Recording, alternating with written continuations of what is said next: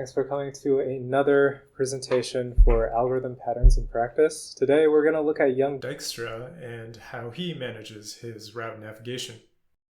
So the goals of this, as with the other seminars, this is not a formal lecture. I'm not going to prove anything about Dijkstra. I'm going to give you some intuition about it, and hopefully that's going to be enough for you to just practice Dijkstra's algorithm, see the shape of the code, and be able to understand its time complexity, as well as debug your own code as you work through these problems. I don't have slides on real-world applications today. I think it should be clear from talking about shortest path problems in previous presentations that Dijkstra is mostly about finding shortest paths, but it can also be applied to not only graphs, but also, well, grids, which have an implicit graph as well. So we'll see more of that today. We'll actually be using a priority queue, which is an abstract data type, to implement Dijkstra's algorithm. If you're following along in Python, I would recommend using heap queue. There's documentation on it. We're basically only going to be using, at most, 3 of the methods that are listed in this documentation. Heap push to put things onto the heap, heap pop to remove things from the heap, and we're also maybe going to look at heapify, but I'm not sure if I have any examples of that. You can read the documentation yourself. They're just about adding things onto a priority queue. I'll talk a bit more about priority queue if I forgot to add those to the slides. But the overview of what Dijkstra's is that it's basically a greedy breadth first search over a weighted graph. And implementation-wise, this is going to look a lot like breadth first search, but breadth first search uses a FIFO queue. We'll be using a priority queue for Dijkstra's. Interestingly enough, Dijkstra's is actually classified under 2 different categories of algorithms. It is both greedy, probably because of how we choose how to explore next when we pop things off the queue, but it's also dynamic programming as well. And we'll see a bit more of that explanation of why that is. I'm just going to give you this visual from Wikipedia. This is traveling from node 1 all the way to node 5. If you look at the diagram right now, we are now choosing 3 because it has the least weight out of all the neighbors seen so far, and exploring other neighbors and putting the weights, the accumulated weight with those nodes. We choose the node 6 first because it had the least weight compared to when we got to node 4. And one really interesting thing about Dijkstra's is the first time you end up popping a node off of the priority queue, that is guaranteed to be the least cost it takes to get to that node. So when we see this 6, that is actually the least cost it takes to get to node 6. And similarly, when we pop off 6, we're able to visit 5. 5, the costs from 5 and 4 are compared at the end of which one we should prioritize first. And because 5 got popped off first, and we know we want to get to node 5, the algorithm ends. All right, that GIF is on Wikipedia, so have a look at it if you haven't seen it before. So one variation of Dijkstra that we're going to look at that you might not see from the diagram, at least in the Wikipedia description and in textbook descriptions, and also descriptions that you'll see if you read papers. We're not actually going to implement it that way. I'm not going to talk too much about how it's originally specified, except that the priority queue, some implementations have a decrease key operation, right? But if you looked at the heap queues API, there's actually not going to be any such thing.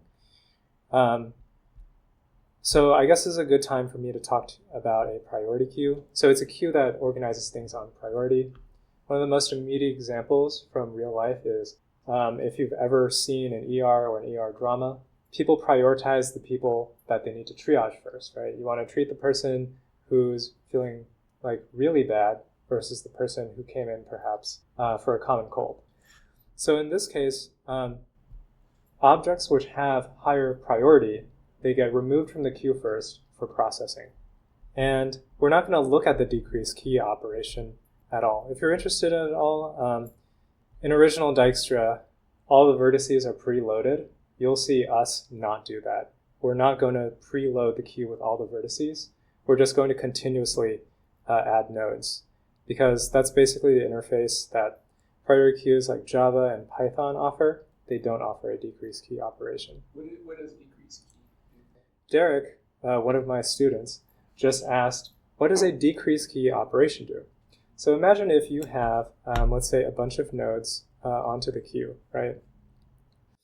Maybe your priority, you're using, like, let's say this is priority 100, and let's say this is priority, I don't know, 50, and there's another one like 45, right?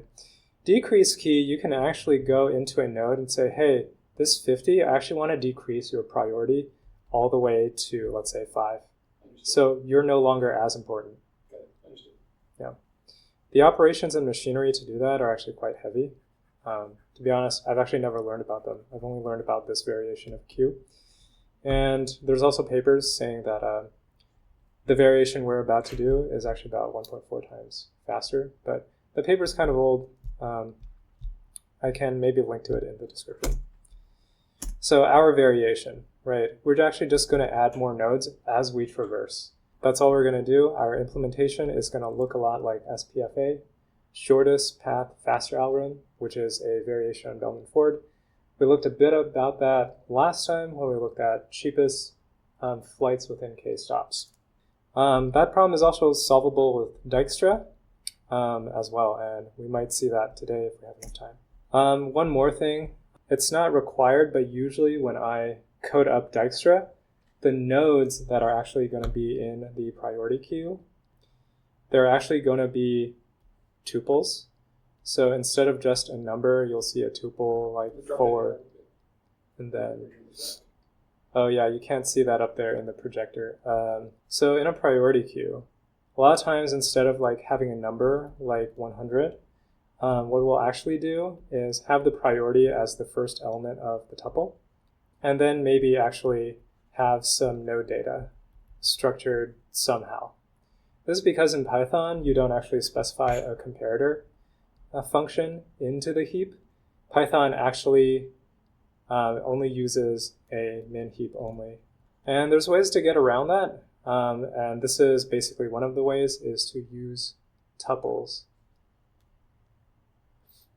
All right, but we'll see a concrete example of that to make sure to make that more concrete.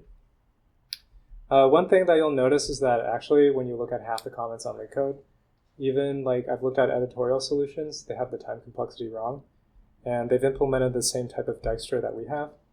When people note the time complexity for Dijkstra, they're really noting the original Dijkstra variation, which is to preload all the nodes into the priority queue. For us, we're actually going to load every single node possibly with some pruning for every edge that's connected to the currently popped node. So you're actually looking at E times log E time complexity. All right, so just keep that in mind. A lot of times people will actually put in something like this. You can see that this might be the time complexity because your priority queue is just fully loaded with your vertices and you only use the decrease key operation, right? Here we're actually going to be log the number of edges. So just keep that in mind if you're analyzing time complexity using this variation. All right, so let's talk about the essential pattern. I'm going to give you the skeleton of what Dijkstra looks like. And keep in mind that this is for shortest path or minimum cost in a weighted graph. It comes with a limitation. Just make sure your graph does not have negative weight edges. Now, why is this a limitation? If you start looking at a graph, you're going to look at priorities, right? And as you span your tree looking at more and more nodes, what happens if you have a negative weight edge? It means that you can actually start decrementing the cost it takes to get to the next node. And this basically breaks an invariant about exploration in the graph using Dijkstra's. One way to see this is if you have a negative weight edge from your current node that you just popped off to a node that you've seen before, and that negative weight edge actually drops the cost to get to that node that you've seen before, that breaks the invariant where the first time you pop off a node is supposed to be the least cost it costs to get there. All right, so just keep that in mind. There are algorithms that deal with negative weight edges. Bellman-Ford can be used, as well as changing the SPFA algorithm, the shortest path faster algorithm. So just keep that in mind. And so the invariant we need is like that distance or whatever, it's just monotonic increasing? Yeah, basically. You can have zero weight edges. That's totally fine. That's not going to mess things up in priority queue. I've been trying to wrap my head around invariance as we've gone along. It's an important concept. So this is basically the skeleton of Dijkstra. So basically, assuming that you have some sort of graph data structure and assuming you have a start node and a place you want to go, this is kind of what a Dijkstra algorithm would look like. You start with your queue, and in Python, you simply use a list, right? Here I have the accumulated cost it takes to get to the start. In this case, 0 makes sense as the starting value, right? It costs nothing to be at the start. Keep in mind that when you use Python's heap queue, the comparison, like if you have a tie between priorities, this would be the first element of the tuple, right? It will use the next element of whichever tuples to break that tie, and so on and so forth. Keep in mind that this is a min queue. The lower the number of the tuple, the higher priority it is. So you have 0 and then whatever structure. You might compare it to another node, which has 5 and then whatever. Well, in Python, because you only have a min queue, this one would be prioritized first to be popped. All right. A lot of times for Dijkstra, we'll also be keeping track of a cost table. This cost table is basically going to keep the min cost to arrive at a node. Okay, and we'll see how we update that table in this while loop. Relatively, it should be pretty simple if you understand BFS. So what I'm doing here is when I want to start exploring. So I take the element off of the queue, I do some destructuring. Here's the current cost. This would be 0 to start, and this node would be the start node up here. Then check if the current node is visited. If it is, skip exploring this node further. This is pretty important to realize in Dijkstra, at least this variation. You're going to possibly be enqueuing multiple ways to arrive at a specific node at different costs. Hopefully this following note is not going to be too confusing, but in breadth first search, you're allowed to conflate both visited and enqueued. In Dijkstra's, you cannot conflate those two things. All right. So here you can put some condition about breaking out of the while loop. This might be you found all of the nodes in the entire graph and you're done finding, the minimal cost it takes to get to all nodes, as Dijkstra classically does. You can also care about, like, if you have just one specific node you care about, you can just break out of with some condition like this. So now is the part where once you've visited the node, you're going to look at the available edges in the graph. This is pseudocode, just keep in mind. Different problems are going to have you use creative ways to figure out what the edges are in order to model it as a graph problem. But fundamentally, this should look a lot like SPFA. Basically, you have the accumulated cost that you popped from the current node, and you're finding out what the next cost is if you explore this neighbor. This cost table, because we keep the invariant that once we've visited this neighbor, it is the lowest cost it takes to get there. So if we ever find something that is greater or even equal to getting to that neighbor, we don't even want to enqueue it. We've already seen it. If you look at the costs table, I initialized it to a table just full of infinities, right? Infinity means that it either has been visited or if Dijkstra breaks, the node was not possible to visit. This can happen if you're not dealing with a connected graph, for example. Or if you have an arbitrary limit on the number of steps that you can go. So at that point, you're allowed to enqueue it. So you use heap push, and then we enqueue the next cost, right? The priority queue is going to use this particular value for comparison. And here's basically the data of the real neighbor that you're going to. This neighbor could be represented in different ways. You might have it as like, x, y coordinates, right? In which case your tuple would be of a size 3 instead of size 2. And then you can actually update the cost right there while you're at the parent. And that's basically the entire algorithm. This should look really close to SPFA, where you used a cost table in order to prune possibilities of what you add into your queue. So you can compare this with BFS. I think this is basically taken from SPFA. Oh, this was maybe a mistake. I should not have left this node in, or this line of code in. But in BFS, you can start with a queue. Of course, it's Python, so you use the deck class because there's no queue class itself. You can keep a set of scene, and then basically it's the same structure, right? You pop it, and then you do some processing if desired, and then you just look at the neighbors. You can do pruning up here, and then afterwards you append it to the queue to look at next. So this is just one way to write BFS, but the structure is very similar. So what differences do you notice? I'm probably going to just speed run through this. So marking a visited node should not be co-located with marking a node as one to see next, right? So if you look at this, it's different, right? I can actually say that this node is seen. I don't ever need to see it ever again, right? In Dijkstra's, it's different because it's possible to visit another node that hasn't been... Yeah, with a cheaper path, right?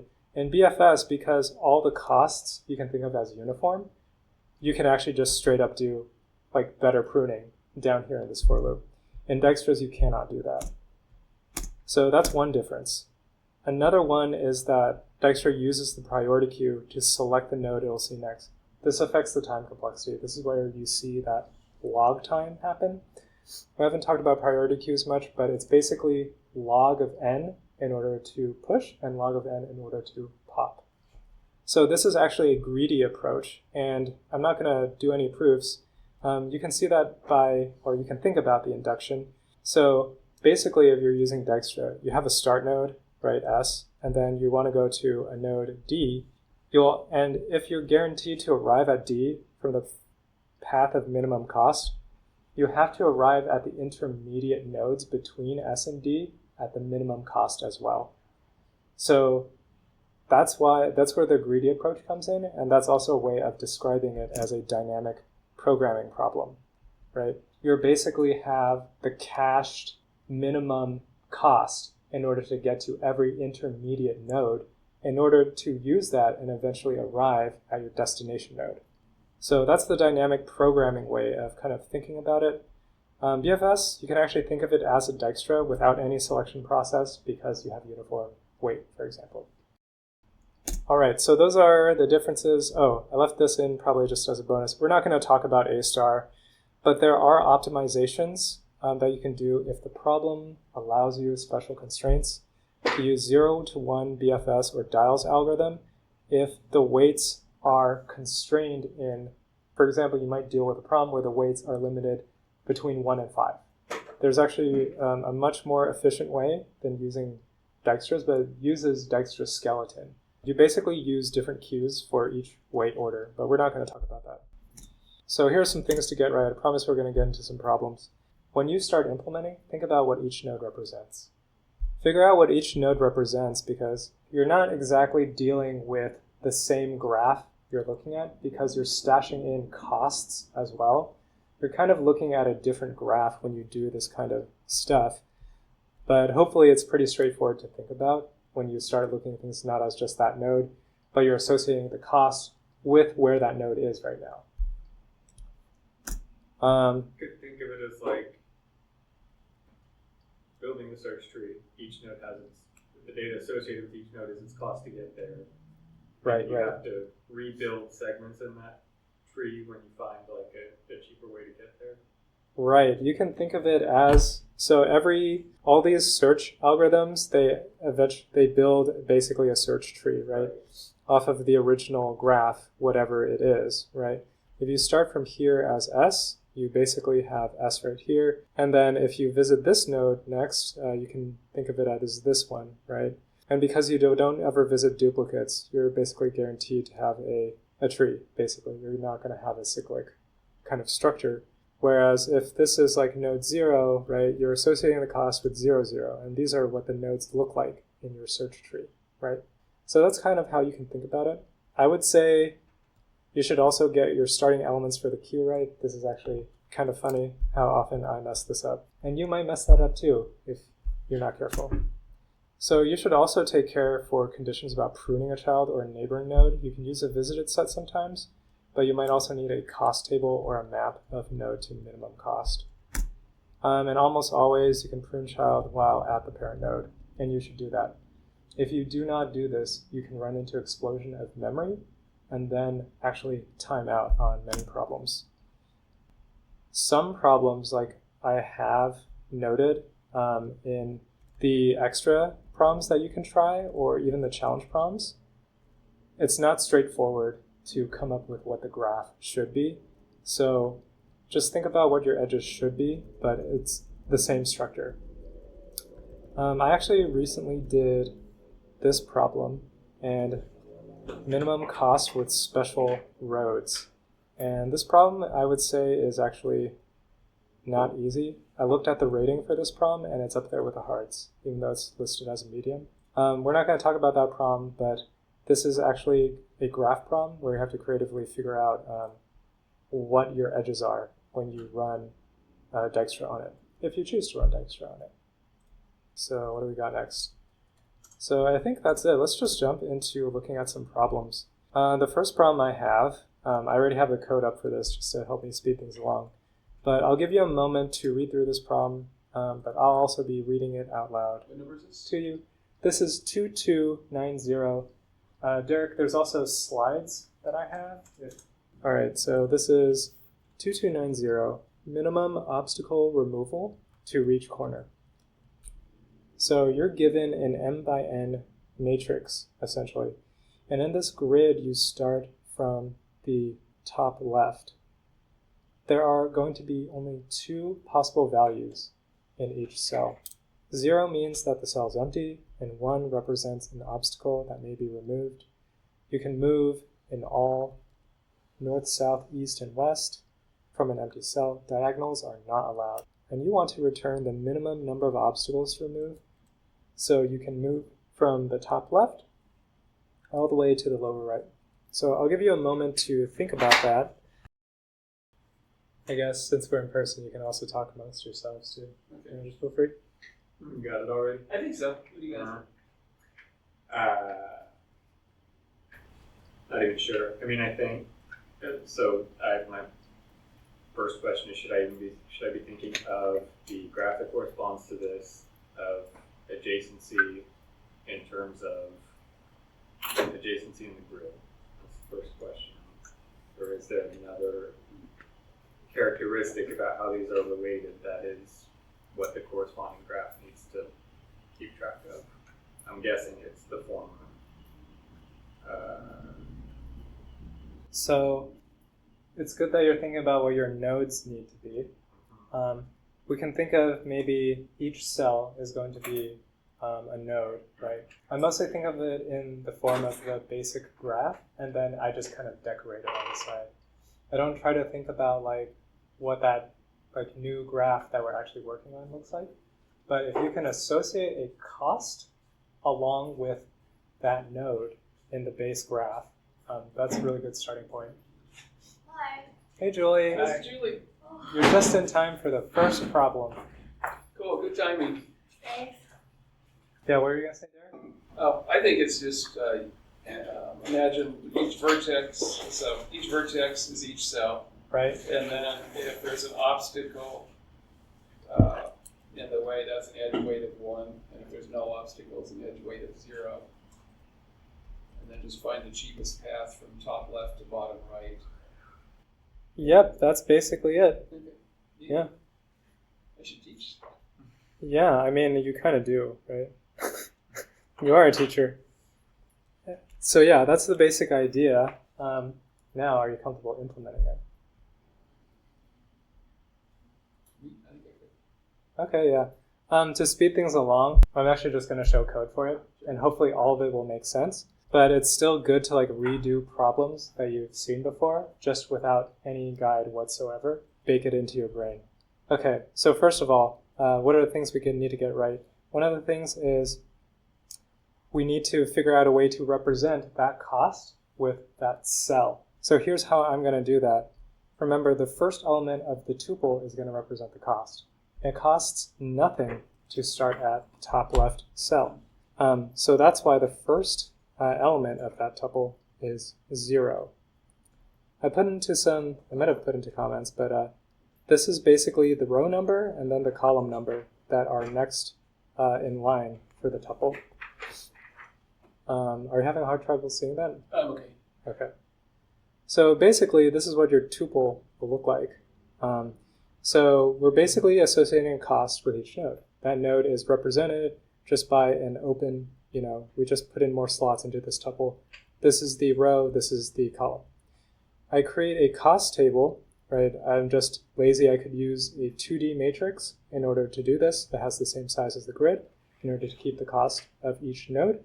But I'm just going to be lazy, and I'm going to create a dictionary where the default value, if I access it, has nothing in it. It'll just give me infinity. So that's how you do that in Python. Also importantly, to prevent backtracking to the node you started from, you can just fill in the cost table for the node where you start. This is going to be my key. In Python, you can use tuples as keys. So this coordinate 0, 0 now has a cost of 0. And that's how we start our queue. So while the queue has things, we're basically going to just copy and paste from that skeleton, where you have the current cost and you have the location of the node. Where do I want to exit? It's the same as in the skeleton. If the row is actually the last row and the column is actually the last column, then we just return the current cost of how much it took to pop out of that heap. Remember the invariant about Dijkstra. The moment you pop it off, that is the minimum cost that it takes to ever get there. It's possible, of course, to pop that same row and column at different costs, but the first time that you do it, it's guaranteed to be the minimum cost. And you can just ignore whatever else happens if you pop off a duplicate row and column, because all its neighbors that it visits, it won't be able to enqueue because you already popped off the lowest cost. So the cost table is going to prevent any subsequent neighbors from being enqueued right here on line 27. All right, so this is a thing I went over with Spencer the last time when we talked about breadth first search, and did some rather difficult problems, to be honest. I think our cheapest flights is actually pretty difficult because execution-wise, it's very easy to time out on that problem. So this is basically what happens when I look at the neighbors. Remember, this is a grid, so we're going to use this type of construction. It's the one I favor because you can just calculate the next row and the next column without thinking too hard. Right, so basically all these are deltas for delta row and delta column. I construct the new row and column, and if it's out of bounds, it's not a valid cell. Because it's not a valid cell, there's no edge there. Right? So don't consider these. I'm also going to look at the cost table, and this is where we can do further pruning. So if I've actually seen this before, and just note that if I've never seen this before, line 9 guarantees that this is infinity, right? So next cost should basically always win, right? If you have infinite costs for your edges in your graph, there's something wrong with your graph. So this should basically win. Well, next cost is able to pass if it's the lowest one. But lowest one you've seen so far, right? It's possible to actually, without visiting next row and next column, to be able to screen out another neighbor because there might be multiple paths to the current neighbor that you're looking at. So this should be pretty straightforward now to just, enqueue things onto the queue. You'll notice the same mirrored structure as how we constructed it when initializing the queue, as well as when we destructured to get the element out of the queue. We're going to put in that cost first, then we put in the row and the column. And we update our cost table because we're guaranteed that this was the minimum that we've seen possible so far. yeah, just basically copy and paste from that template that I used, and you can solve a hard problem doing that. This is a good problem to practice Dial's algorithm, or 0 to 1 BFS. I believe it's mentioned in the hints. Yeah, you can use 0 to 1 BFS, or you can use Dijkstra's. I'll leave that up to you to explore on your own. All right, so hopefully that was pretty straightforward. You can look at the time complexity because we're enqueuing from every possible edge. The amount of edges is constant to the number of cells, which is basically 4. This would be the time complexity of it all. Or it serves out as an upper bound. I'm sure you can find like a really tight bound, but this is good enough. The next one is network delay time. And this one also strongly follows that pattern. This is number 743. So I'm going to give you a couple minutes. Okay. I think I missed an important detail and didn't bring it up before. That What's up? when we push onto the heap, is it right to be thinking of it as a cost is getting, a higher cost is getting pushed down further in the heap?